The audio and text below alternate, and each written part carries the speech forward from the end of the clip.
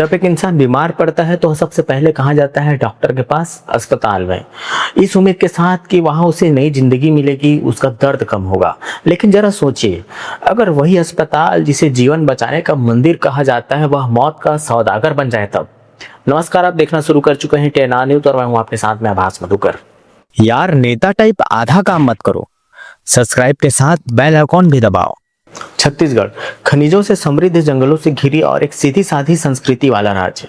लेकिन पिछले कुछ वर्षों से छत्तीसगढ़ के स्वास्थ्य जगत में जो खबरें आ रही हैं वे किसी भी संवेदनशील इंसान के रूह कपा देने के लिए काफी है।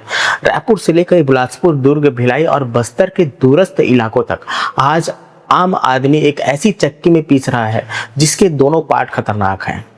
एक तरफ है बदहाल सरकारी अस्पताल जहां डॉक्टर नदारत हैं, दवाइयों के नाम पर सिर्फ पैरासीटामोल बची है, मशीनें धूल खा रही हैं। वहीं दूसरी तरफ है मुनाफे की भूख में अंधे हो चुके प्राइवेट अस्पताल जहां इलाज कम और बिल ज्यादा बनाए जाते हैं। सवाल यह है कि इस बीच आम आदमी कहाँ जाए? क्या गरीब और मध्यम वर्ग के लिए छत्तीसगढ़ में बीमार पड़ना एक गुनाह बन चुका है? आज के इस विशेष वीडियो में हम पर्दा उठाएंगे छत्तीसगढ़ के उस स्वास्थ्य व्यवस्था का जहां सरकारी नाकामी और प्राइवेट लूट के बीच हर रोज बेकसूरों की सांसें टूट रही है। वीडियो में अंत तक बने रहिएगा क्योंकि आंकड़े ऐसे सच को उजागर करेंगे जो आपको झकझोर कर रख देंगे। कहानी की शुरुआत वहीं से शुरू होती है जहां देश के आम नागरिक का भरोसा टूटता है, वो है सरकारी अस्पताल।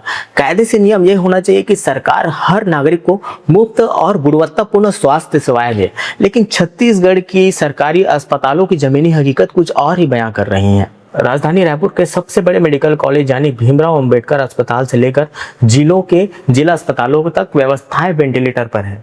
स्थिति यह है कि ग्रामीण इलाकों में सामुदायिक स्वास्थ्य केंद्र और प्राथमिक स्वास्थ्य केंद्र में विशेषज्ञ डॉक्टर ही नहीं है। कई जगह ताले लटके हुए हैं या तो पूरी जिम्मेदारी ट्रेनी डॉक्टर संभाल रहे हैं। CT स्कैन, MRI और डायग्नोसिस मशीनें या तो खराब पड़ी हैं या उनके टेक्नीशियन गायब है।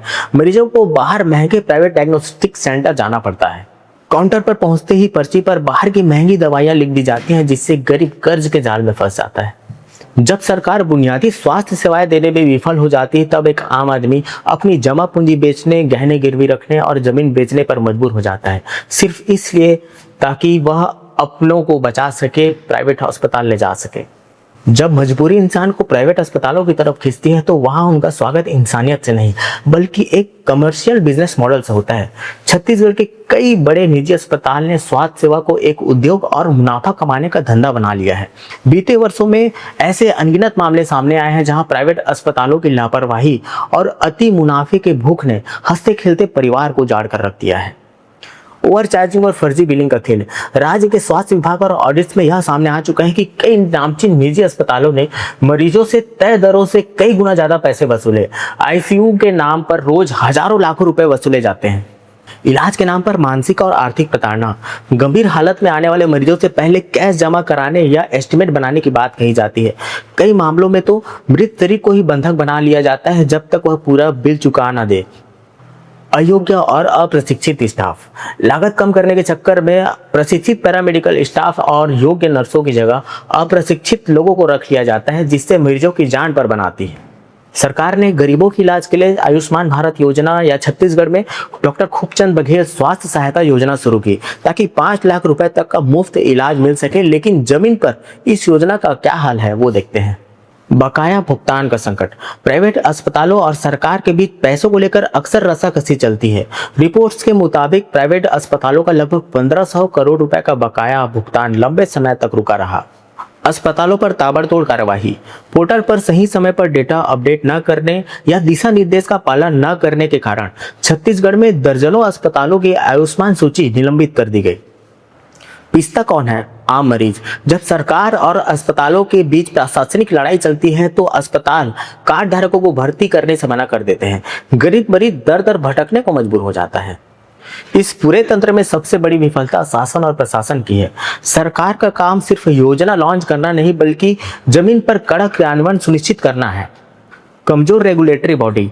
छत्तीसगढ़ नर्सिंग होम एक्ट कागजों पर ज्यादा और जमीन पर असरदार कम नजर आता है। अस्पतालों की मनमानी फीस और योग्यता की जांच समय पर क्यों नहीं होती? एक्शन के नाम पर खानापूर्ति। जब कोई बड़ी घटना घटती है तब जांच कमेटी बनाई जाती है, नोटिस थमाए जाते हैं और फिर मामला ठंडे बस्ते में चले जाता है। राजनेता एक दूसरे पर आरोप प्रत्यारोप लगाते हैं, लेकिन इस सियासी शोर के बीच आम जनता भुगतती है। आंकड़े सिर्फ कागजों पर स्याही के धब्बे नहीं होते, हर आंकड़ों के पीछे एक इंसान होता है, एक परिवार होता है जिसकी पूरी दुनिया उजड़ जाती है।